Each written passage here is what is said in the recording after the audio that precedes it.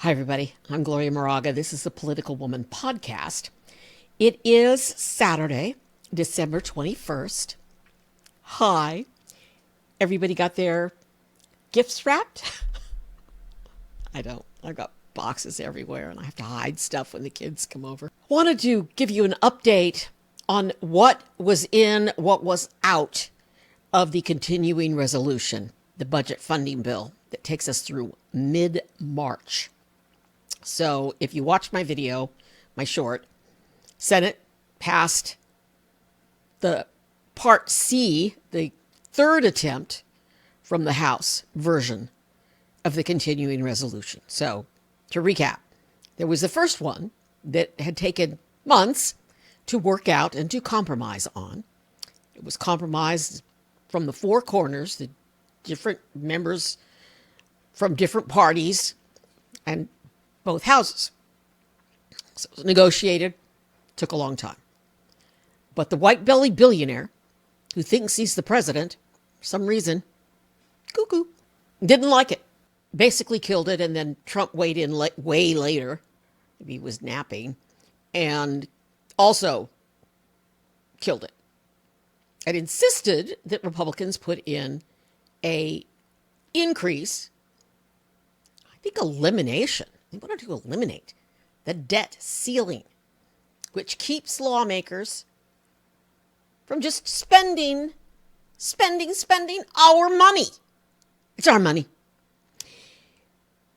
So that was version B. That didn't fly. Did you see Chip Roy's soundbite? Best soundbite of the week. Take a listen. Has the temerity to go forward to the American people and say, you think this is fiscally responsible. It is absolutely ridiculous. It also turns off PAYGO. It turns off the $1.7 trillion in automatic cuts under PAYGO. Because this side of the aisle is profoundly unserious about actually reducing deficits, just as my colleagues on the other side of the aisle are profoundly unserious about reducing deficits. The entire body has been racking up debt for my entire life. $36 trillion, $1 trillion of interest. We rack up $1 trillion every 100 days. And what are we going to do about it? We're going to run around and talk about cutting taxes, but not doing what's necessary to cut the spending along with the cut taxes. My other side of the aisle, my colleagues will say, oh no, we got to increase taxes, but we'll do anything to cut spending. And so here we sit in the same mess. And I got to be honest, I want to remind people, this is Article 1. I yield back. Okay, so it finally made it, went to the Senate. Senate passed it overwhelmingly. No fanfare, no drama. Not like the House. That's why they call it the lower house, because it's, food fight. And then Biden signed it today, Saturday. So I wanted to go through what's in, what's out. The spending bill does provide $100 billion, $100 billion with a B, to help Americans trying to recover from multiple natural disasters that occurred in 2023, 2024. Funding is in line with what Biden had requested. $29 billion will help replenish the Federal Emergency Management Agency's Disaster Relief Fund. That was used when they were spreading lies about how people weren't getting help because FEMA was mismanaged. FEMA wasn't. FEMA was using their disaster relief fund to help in the short term. But clearly, these extra funds are needed to help people from hurricanes and others. Now, the bill was continuing resolution bill, heavily lobbied by the Farm Bureau and other farmers groups because they wanted this $10 billion in economic aid for farmers. So I'm pulling this information from various news sites, but also I have the bill. And here's an example of the Farm Bureau request. So we go to Title 1, this is on page 11. Disaster Relief Supplemental Appropriations. And then Title 1 is Department of Agriculture, Agricultural Programs. Okay, so look at this, my friends. They're providing an additional amount for the Agriculture Secretary, and the amount is $30,780,000,000 to remain available until expended for necessary expenses relating to losses of revenue, quality of production of crops, including milk, non-farm stored commodities. What the hell is that? Crops prevented from planting and harvested adulterated wine grapes. Trees, bushes, vines, as a consequence of droughts, wildfires, hurricanes, floods, derechos, whatever the hell that is, excessive heat, tornadoes. I'm going to look it up. Winter storms, freeze, including a polar vortex, smoke exposure, and excessive moisture occurring in calendar years 2023 and 2024. Yada, yada, yada. Now, the Farm Bureau was happy and thanked lawmakers, but then they released this statement saying, yes, thank you very much, but we need that long-term farm bill. So the Farm Bill was renewed for another year in this continuing resolution, but they want the 5-year renewal of the Farm Bill. Because farmers are in trouble, my friends. They are in trouble. So that covers some disaster, but another disaster was the Maryland Bridge funding. That made it in. The Francis Scott Key Bridge was destroyed when a cargo ship crashed into the bridge. And they're trying to repair it right now. Rebuilding the bridge is going to cost between $1.7 billion and $1.9 billion. And this money that is in the budget, the continuing resolution, is going to help the Maryland Transportation Authority work on that bridge. The CR also includes a 3-month extension of a pandemic-era measure that expands the use of TechnoHealth in Medicare. So here's what that does. More senior citizens and Americans with disabilities have been able to get care via telehealth since COVID.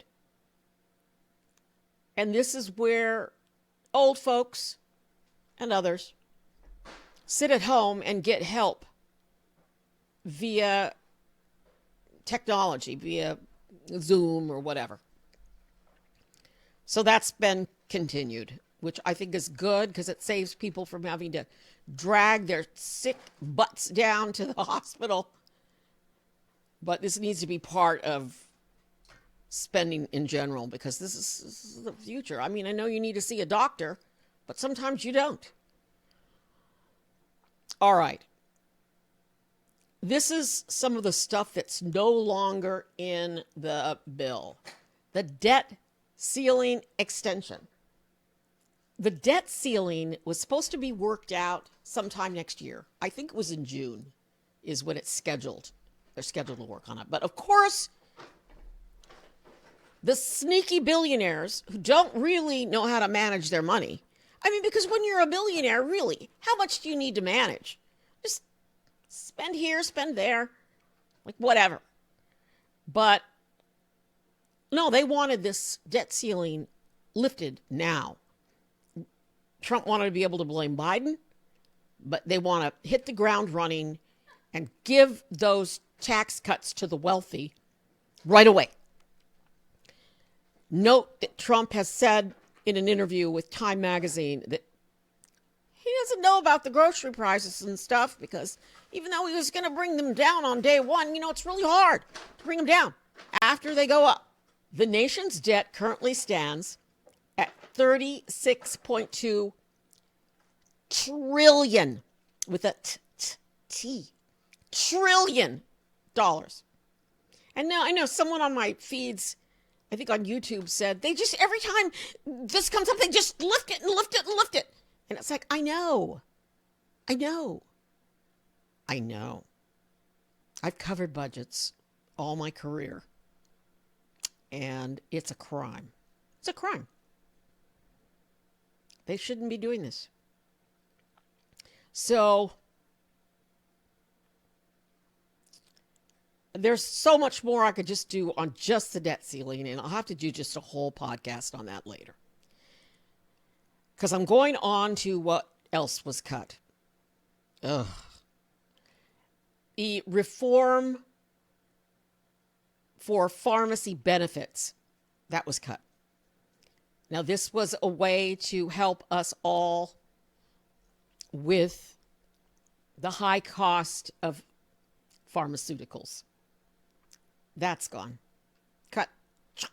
Healthcare protections, consumer protections, environmental protections, safety protections. These are the types of things that have been taken out of this bill because some billionaire, richest man on earth, decided that he didn't want those things. This has now become a bill that has taken out anything that is important, essentially, for consumer or health protection or for relief to lower costs for the American people. And thank you. I yield back.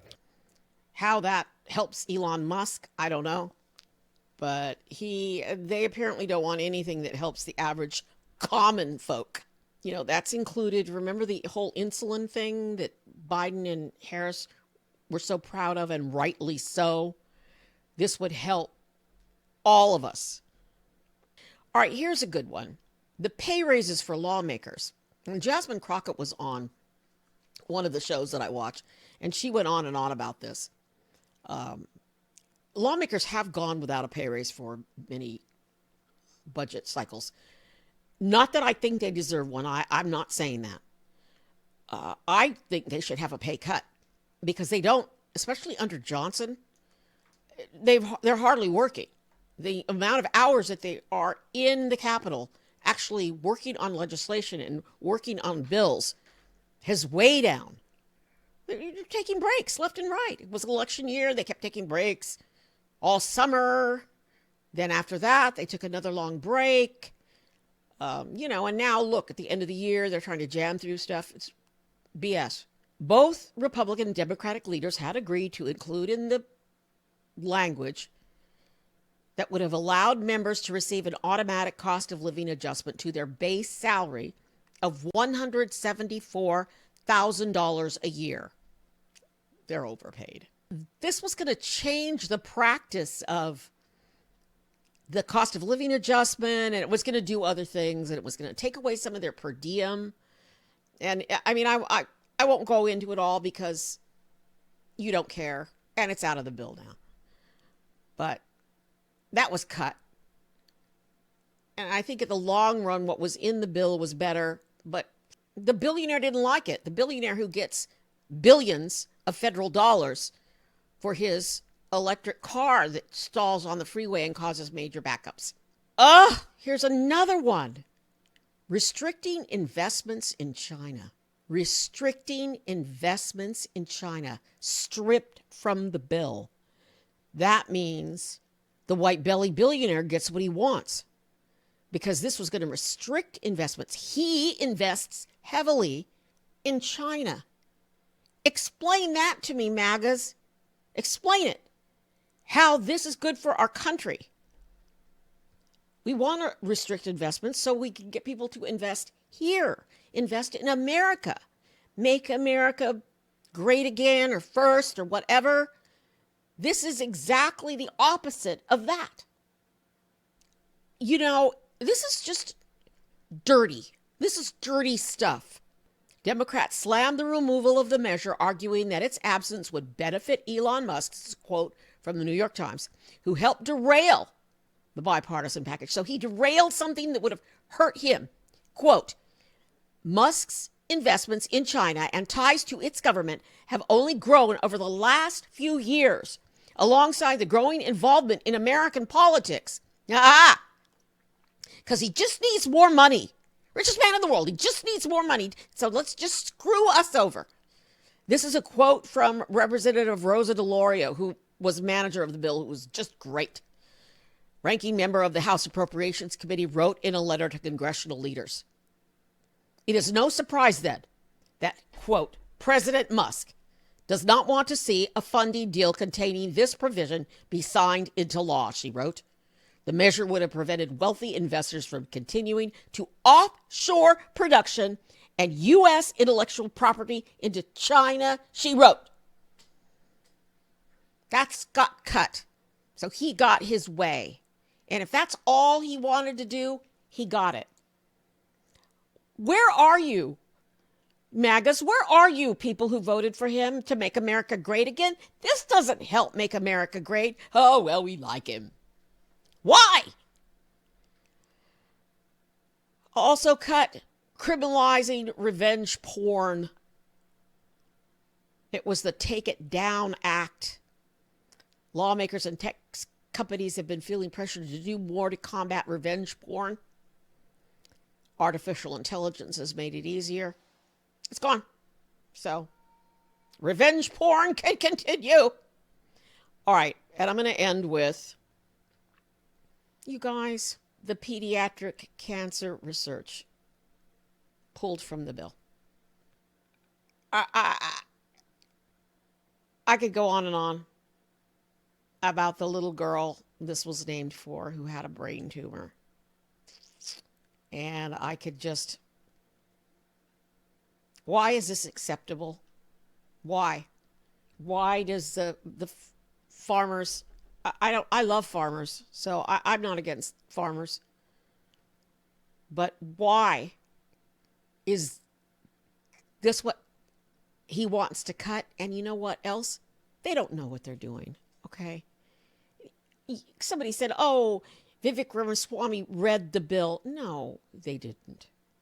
They maybe had staff who read the bill and gave them talking points, but they did not read the bill. Nobody reads these bills. I read the bills, and they're not easy to read either because of the way they're written. They're not written for like Stephen King novels.